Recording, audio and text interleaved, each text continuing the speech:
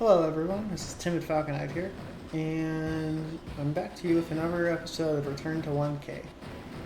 Today's match is going to be this standard Tier 2 match against Preaker on the map The Doom of Valhalla. So, as you can see here, this is going to be revolving mainly around the Olaf versus Eagle matchup, especially on this map.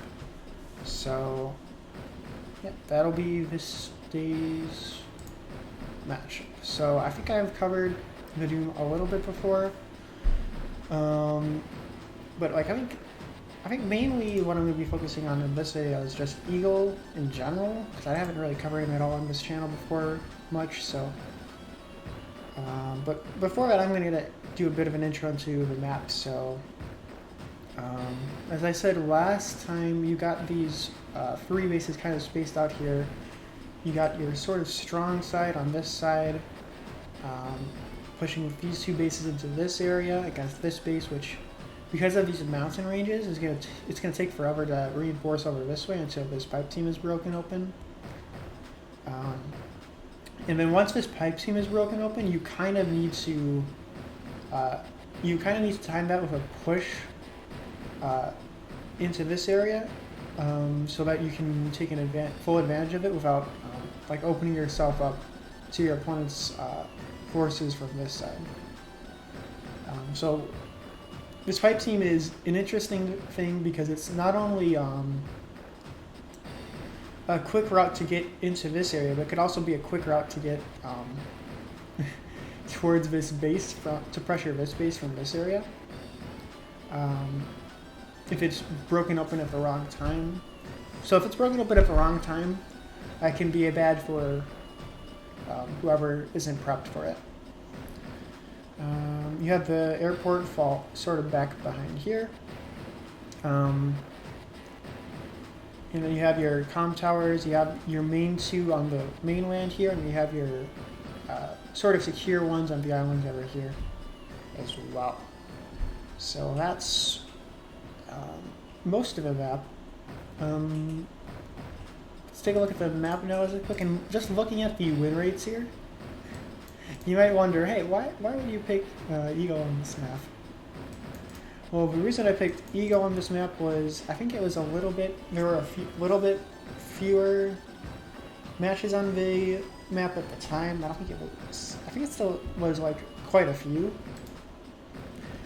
But at the time, and I think at the time stuff is seeing trends, but at the time I was actually using this as a sort of basis for it, and Eagle's got a 53% win rate, which is slightly better than 46 and 49 for Olaf and Max.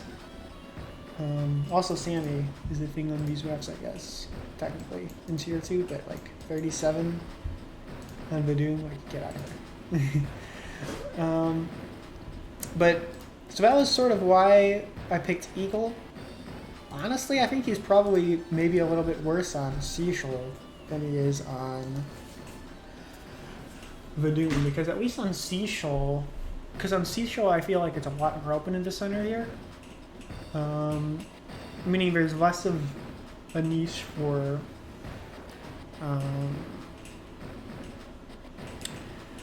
there's less of a niche for Eagle on this map. Maybe it's good. Maybe I'm overestimating how much Eagle likes choke pointy maps, but he definitely likes stalling, and I feel like a more open map like this is probably less good for Eagle anyways. But I don't know, maybe the win rates are kind of weird, because I feel like most of the battles on this map were from before the big surge in the user base of the site, due to the reboot camp announcement. So this might be using old data that isn't really working with the current metas, which favors global damage, obviously. But also, I feel like Max should be a lot better at this map than Eagle. So I don't know.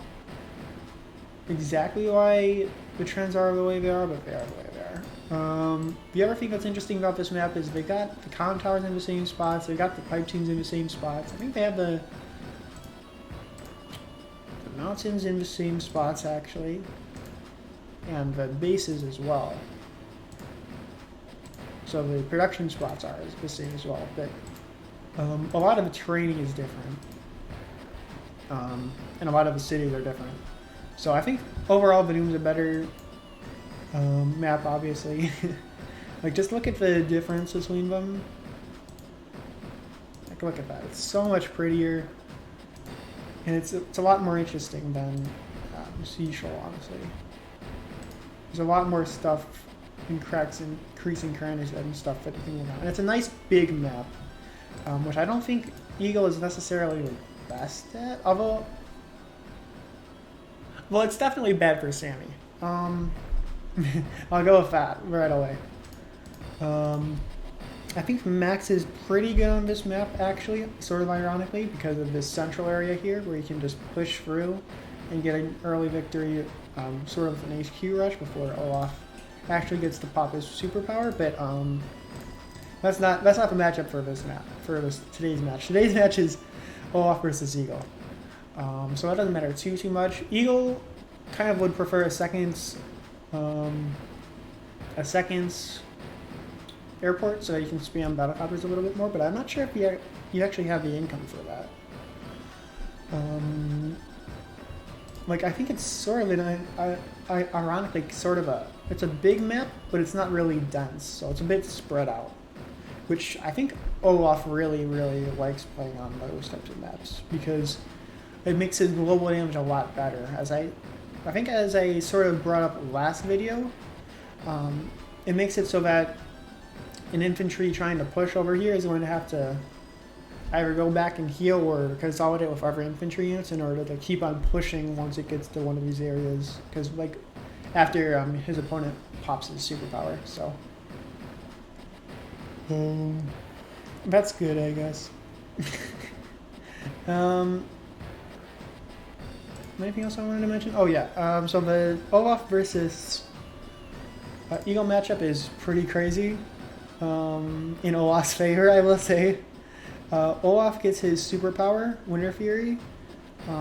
It costs a whole 2 stars less than Eagle's. Actually, yeah, it's 2 less. Which it doesn't sound like a lot, but it ends up being a lot in practice because I think it's, let's see. I should have the replay somewhere. It ends up being like a whole, yeah, it's a whole 19k, which is like, it's more of a medium tank. It's almost a full fighter in difference, so that's a big deal. And it sort of makes it so that Eagle is weird because Eagle wants to be ahead the entire time because he wants to keep his units whole for his lightning strike. He wants to keep them as healthy as possible so that he can get as much out of his lightning strike as possible. The only thing that's weird about that is, like, he's always going to be getting his superpower after his opponent, unless his opponent is like maybe like Sturm or Von Bolt or someone. But he's always going to get he's basically always going to be getting his superpower after his opponent, meaning that his units are generally going to be weakened, some of them are going to get taken out. And Eagle, if you play him right, which I obviously did, because of like my first time playing Eagle in Global League, if you play him right, he's very good for people who, for players who have a pretty good skill advantage over their opponent because they can deal with taking they can basically take a superpower from their opponent and still have enough. They can still deal with that and come out on top. But like if it's in more of an even type of matchup, And the Eagle player isn't like ready for that. For his opponent's superpower, it's not going to be like great for him. The other thing that's weird is like he's got an extra 10% defense on his battlecopters, which is good and all. But if you actually look into the damage, like if even Andy is going to be able to do, where is Eagle? There it is. Even Andy is going to be basically able to cripple his Eagle's battlecopters at least a little bit. Like he'll be able to knock him down to 3 health if he's got a comm tower, even just 1 comm tower. I think 2 makes it guaranteed. So that basically just neuters Eagle's battlecopters, not only because like they can, I guess they can do stuff against infantry maybe, but generally their units can be relegated to finishing off weakened units and stuff. The thing that makes battlecopters so weak once they get they take basically even 1 shot from an enemy battlecopter is because they would have to basically just fly all the way back to the airport in order to get healing. They can't get healing at any of these bases. So for that reason, Eagle actually sort of ironically favors tanks over his battlecopters a little bit. Which I don't know. Maybe it's not that ironic because tanks are so stupidly good in this game. But yeah. Oh, the other thing that really annoys Eagle in this matchup is Olaf Snow, actually. So, and it's especially bad for Eagle's area units because it halves their health, meaning their health, their movement, meaning that Olaf can basically pop his Winter Fury or even his Blizzard if he wants to, move in his and then move in his anti-air. In such a way that he can cut off Eagle's battlecopters from being able to escape. And it makes Eagle's battlecopters kind of bad. Which is crazy because he's sort of the area unit specialist and his battlecopters are better than everyone else's. But against Olaf, they're kind of you have to have them far in the back before he pops his Winter Fury, and I honestly feel like it might be worth not even spamming battlecopters too much until Olaf pops his first Winter Fury.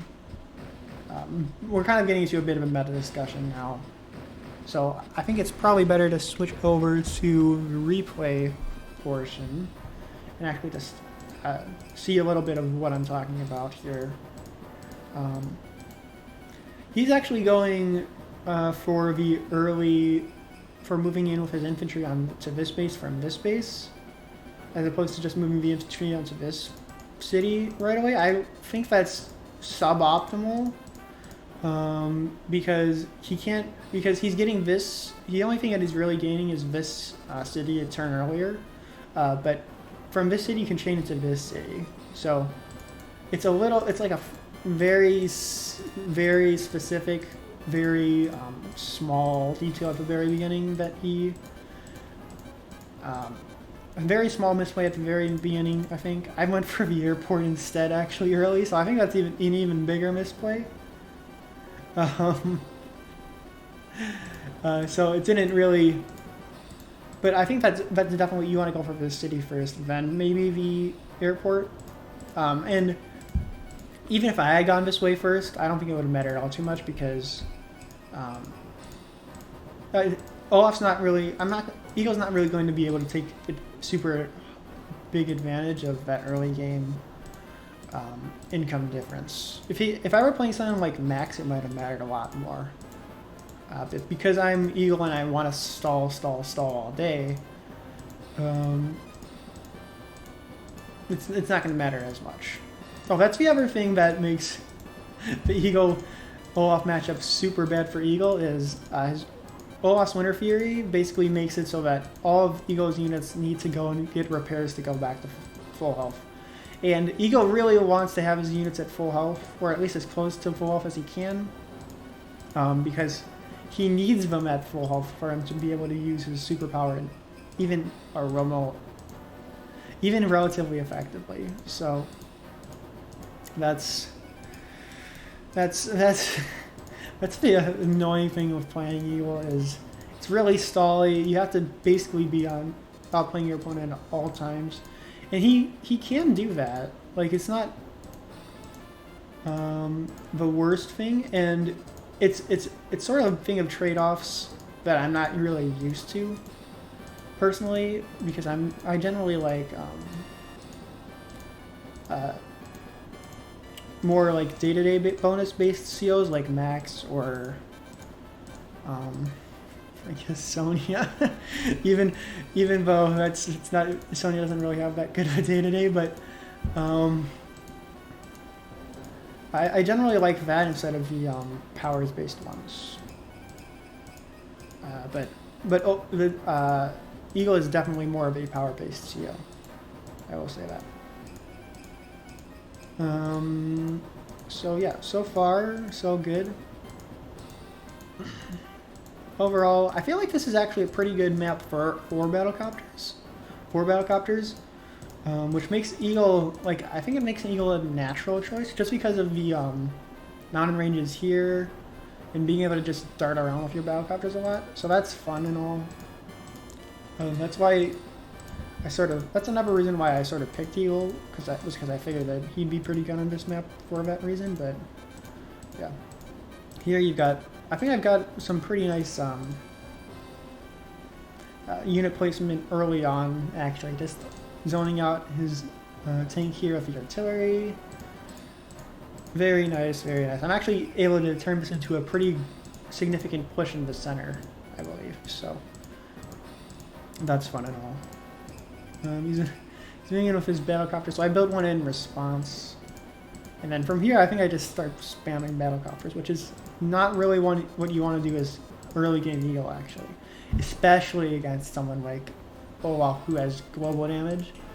But even against someone like Max, you don't really necessarily want to spam battlecopters, because if you put them in the wrong spot, they can take they'll just basically get neutered. Whereas even with like anti-air, if you just use anti-air and stuff, you can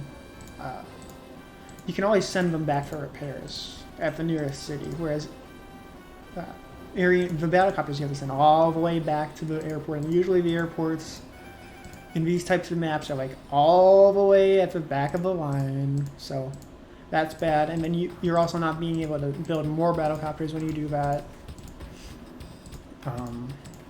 But you're draining your funds anyways, so it's kind of suboptimal. So that's the battlecopter problem. But yeah, as you can see, this RD here, I think I used this first RD really, really well. I'm using it to push over here fairly effectively. I get a nice shot over here like this. Honestly, I've got 2 battlecopters. This should be enough for like a good chunk of time at least. So that's nice and all. I'm going back for more infantry, obviously. Now that I made him build like 2 anti-air, I should be going full tank spam at this point, though. He actually suicided his battlecopter here. Like, look at that. 2 health into the infantry actually killed the battlecopter, so that's fun. Did allow him to knock out that infantry maybe, but like, I don't know why he bothered taking out his battlecopter like that. Even a 2 alpha battlecopter can still be used for like zoning and stuff.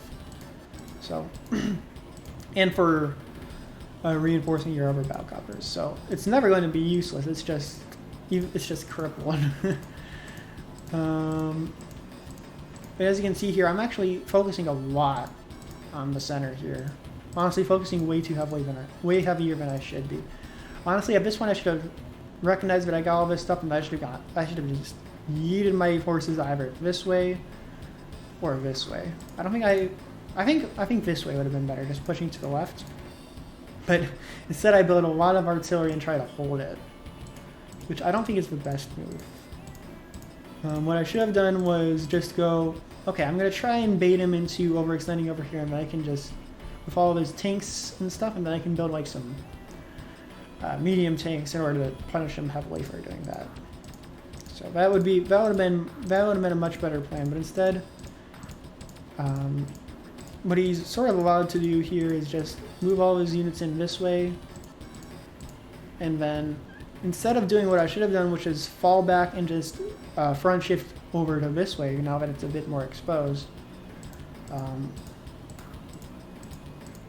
Instead, I go for, I think I do it this turn.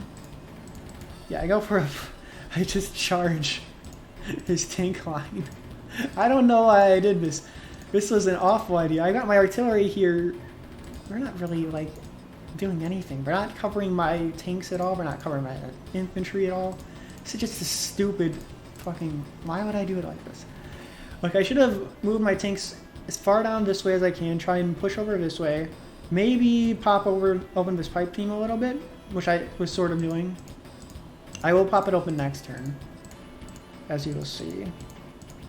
But like, and I've got, as far as the capture game and stuff is going, I'm pretty good on most of this stuff.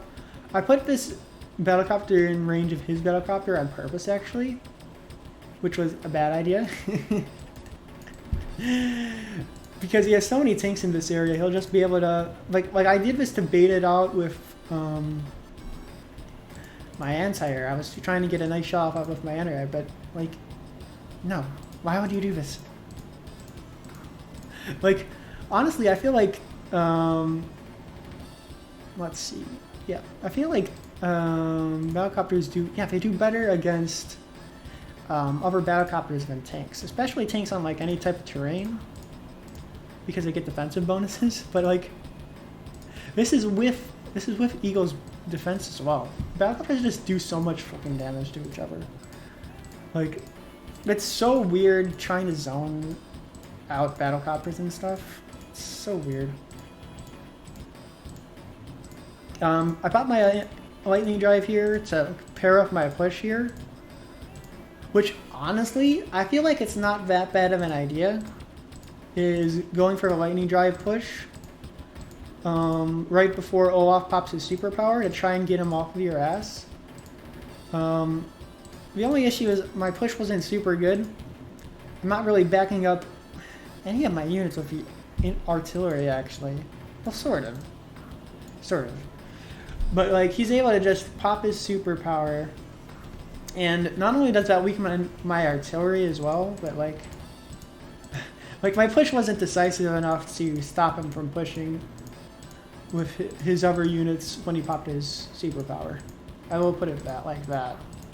So what I should have done was just get as many of my units as far out of range as I could have in preparation for this. But like, he's able to basically wipe out my tanks on the front here. He doesn't really care about my artillery. Like, what are they gonna do against? Like, he's got extra defense this turn as well. So, and he's got helicopters to move in next turn. Like, not great. I've got 2 battlecopters here. Actually, the freaking, I will say this, anti-air, even low health anti-air like this are super crippling to battlecopters. Like, on the city here, like, look at what he does here. Even against an Eagle battlecopter, he's able to take out 5 health with a 4 health anti-air like that, and he doesn't take any damage back. That's kind of crazy. Also, he built a, he also put a fighter. That's going to come into play later, but right now it's just an expensive thing for him to annoy my battlecopters with and bait out a missile for me. Why did I buy that stupid missile? Should have built an anti-air instead. Like, if I had built an anti-air here, I would have been able to just push this way out of this way and get my units sort of into a better situation here. But instead, I had to build a fucking missile. Why would you do this? Look, like, there is a niche for missiles. I think they're amazingly good against bombers, actually. and very sort of okay against fighters, but fighters have such crazy movement range that they can just dart around missiles ranges. And missiles are only generally good if you have heavy units like medium tanks or neo tanks that you want to protect from bomber spam. And then usually you want to build like at least a couple of missiles so that they're covering each other and your opponent has to spam bombers in order to push through your missile line, which is good because missiles cost 10k less than each bomber. So let's say your opponent builds like 5 bombers. You can get like 20k out of that by like they can zone out they can push into against missiles fairly easily. Like missiles not only do they not have that much crazy of a indirect range, but even if they had like let's say cruiser level indirect range, you can still just if you spam it off of bombers, that's the problem. They can just out pressure even a cruiser. I will show that off in a much later video actually, but so you can look forward to that at some point. But that's not the situation here. The situation here is you got this fighter here annoying the crap out of all my battlecopters, and then I keep on making stupid pushes against him over here where I'm clearly overextended, and he's able to just mop up my tanks and stuff. He's doing a good job over here as well because I didn't. I just left my flank exposed here when I popped this open, and I didn't push through here hard enough. So yeah, what I should have done instead of pushing this way was just move all my units, as many units as I could, over this way. Have my artillery here covering this area, and then have like an infantry wall over here protecting my artillery and trying to protect my artillery as well. But instead I did all this, and this is the biggest mistake of this net, I must say. Like, just pay attention to this over here. Boom. So I will say the lightning drive thing, well, I think it's maybe suboptimal. I think it's fine if you combine it with a pretty good push against your opponent, especially if you can like overflow their power meter, because they can only hold. They can only, once they reach superpower charge level, they can't store any more than that for their next superpower or power. So popping lightning drive at that point and getting a good push off there to get as much damage off, free damage off as you can there without charging up your opponent's power meter is good. You can also charge up your own power meter, obviously, while you're doing that push, and then just pop lightning drive at the end for the extra defense, or do whatever you want with that. So I sort of like lightning drive as a nice little niche option to sort of get this nice little buffer here of, I think it's 25-ish. Yeah, 25-ish charge where I'll be able to get my lightning strike before Olaf gets his Winter Fury. So that's good in theory. But that kind of goes out the window when you take an encounter like this. and you just give your opponent their next superpower. Like, okay. So the thing about this engagement that's nice is it actually gave me like 8 or 9k.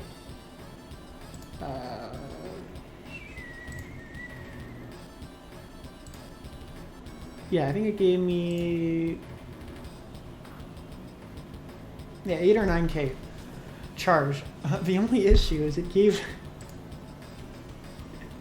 my opponent like 13k. So wait, did I say 25k? Yeah, it is 25k. What the? 50, 60. So, like, I just basically ensured that he's going to get his superpower before I do. So that was such a stupid move on my part. What I should have done was just consolidate my units, prep for a lightning strike push later on, and then when you're close enough to your superpower charge, you just push in, get enough charge to pop your superpower, and then once you've moved in with all of your units, you pop your superpower. That's sort of what Eagle wants to do. That's not what I did. I was off by like 6k, 7k. So that's, honestly, I feel like that makes Eagle a lot better in, it sort of makes it so that Eagle sort of needs to stay in like non-live. I can look at this. This is such a devastating push. He's just able to mop up my units here. I think my opponent said in a message later that he didn't realize that he'd left his fighter exposed like that, but honestly, I feel like that definitely guaranteed him the win. Like, look at this. Look at how much damage he's able to do this turn. If I were able to pop my lightning strike, even that turn, but like later, I would have been able to win probably, but instead, I get this forfeit, so. Yeah, lots of mistakes in this match. First one was sort of a matchup mistake. I don't think Eagle is super good on this map in hindsight, and I'm not really good with Eagle. He's not really my style. But I don't think that's like the end all be all. I think Eagle and Olaf are close enough that if you play Eagle correctly, you can overcome a bunch of that stuff.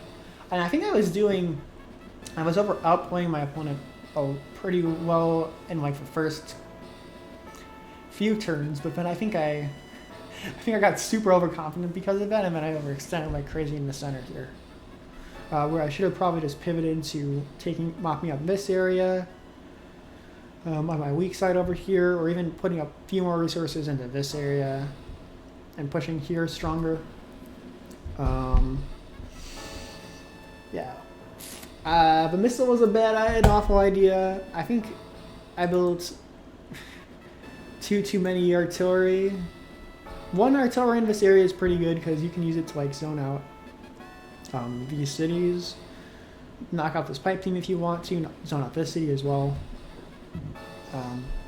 and you can prevent your opponent from really coming in against it with just like an infantry over here maybe, or a couple infantry over here, which you sort of want anyways to prevent your opponent from moving in with their own infantry over here. So I definitely invested way too heavily into the center here. I moved my units where my opponent was, where generally you want to move them where your opponent isn't, if that makes sense. So missile is a bad idea. I think I built too many battlecopters too early. I wasn't ready for for his first superpower, so I sort of panicked and did the lightning drive push as sort of like I guess a sort of band-aid to try and stave off his Winter Fury, but I sort of just, in doing that, my push wasn't good enough to actually prevent most of the damage, so I ended up just, I feel like I ended up causing more damage than I ended up dealing due to that lightning drive. So I think I probably would have been better off just saving up for the lightning strike. I will say the lightning drive strat is an interesting idea, and I kind of want to experiment with it a bit more because it does get you that nice little area where, sure, your opponent gets their first superpower off first, but after that point, like, I don't think that Eagle really needs more than a single lightning strike in order to get a decisive win out if he's playing properly. So theoretically, the lightning drive into lightning strike thing is, I don't think it's too bad. I think I might have just pushed too early with it, because I think that did accelerate him getting a superpower as well. Obviously, the matchup isn't great. I think Eagle is pretty weak against Olaf, all things considered. But maybe his Lightning Strike's a lot better if it's done properly. I'm assuming it is. I think I've seen Lightning Strikes like that pretty good. Olaf is a very stall ACO, but Eagle, freaking Eagle is the king of stall. So, yeah, there's that. And you have to play a lot more specifically with Eagle. Olaf can just press his button and get a nice... He can just shave off 20% of your army with the press of a button. So that by itself is good. So even if you don't combine that with a good push, like my opponent did, my opponent combined it with good pushes, mainly because I did stupid suicide charges and exposed myself to him. But he did good. He did really good pushes in combination with the superpower. I think that's like textbook what you want to do as Olaf when you pop your superpower.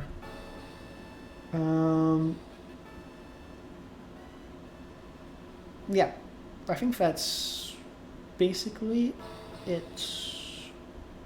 Oh, also don't use a different map to try and pick COs for a different map. Even something like this that's so similar. It's not the same map. Like just the terrain differencing alone, it's not the same map. So that'll wrap it up for this week. Next week will be this high funds match against Elicitus. Mainly because I want to show off the Sammy and high funds thing. Sammy is tier 4, and so is Lash and high funds. But and high funds is a fun sort of mode because it's you get to play around with your powers a lot more. So it'll show off Sammy's powers, Sammy's little power actually. I think I spammed it a lot in this match. So if you want to see Sammy little power things, tune in next Sunday for this match. It should be fun. Obviously like, subscribe, and all that nonsense. And other than that, I think that's it for this week. I will see you next time. But other than that, I am out.